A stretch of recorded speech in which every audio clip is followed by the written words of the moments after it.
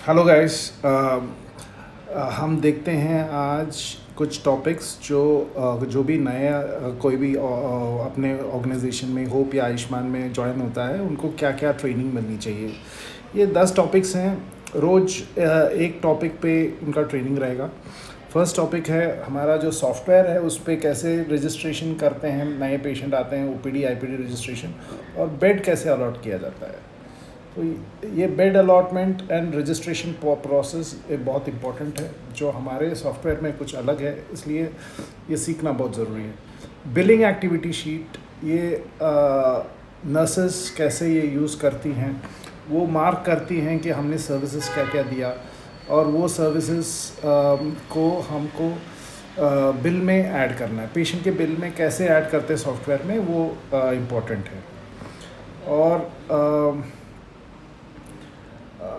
Patient admission और discharge information कैसे, और जैसे पेशेंट कोई डिस्चार्ज होता है उनको हम लोग रिव्यू के लिए बुलाते हैं, तो कैसे उनको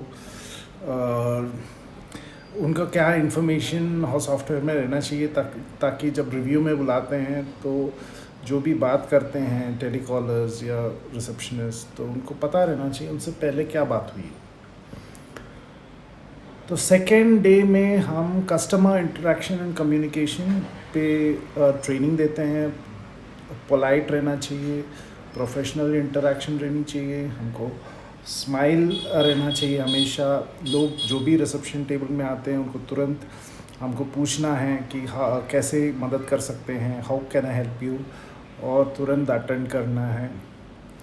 पेशेंट क्वेरीज एंड कंसर्न्स के लिए हमें हॉस्पिटल के डिपार्टमेंट्स पता रहने चाहिए, स्पेशलिटी पता रहना चाहिए, और हमें ये भी पता रहना चाहिए कि हमारे डॉक्टर्स कौन हैं, उनके डिग्रीज़ क्या हैं, उनके टाइमिंग्स क्या है ओपीडी के।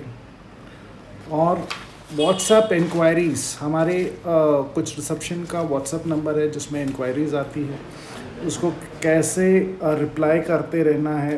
कोई भी व्हाट्सएप का 3 घंटे के अंदर रिप्लाई हो जाना चाहिए कोई भी इंक्वायरी। तो ये बहुत इम्पोर्टेंट है। एसओपीज़ बने हैं पूरे रिसेप्शन के लिए, क्या क्या उनको क्या हमारे प्रोसेसेस हैं उसका एसओपी बना है, उसका रिकॉर्ड कीपिंग, हम डॉक्यूमेंटेशन वगैरह क्या क्या मेंटेन करते हैं उस पर ध्यान देना है। ऑपरेशनल गाइडलाइंस, रूम अलोकेशन, ये तो फर्स्ट डे ट्रेनिंग में ही आ जाता है। कोऑर्डिनेशन, नर्सेस के साथ कैसे कोऑर्डिनेट करें ताकि बिलिंग एक्टिविटी हम प्रॉपर अपडेटेड रखें।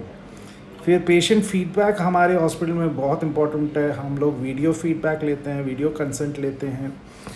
ये सभी पेशेंट, जो भी पेशेंट अपने यहाँ एडमिट होता है, डिस्चार्ज होता है, ये होना चाहिए।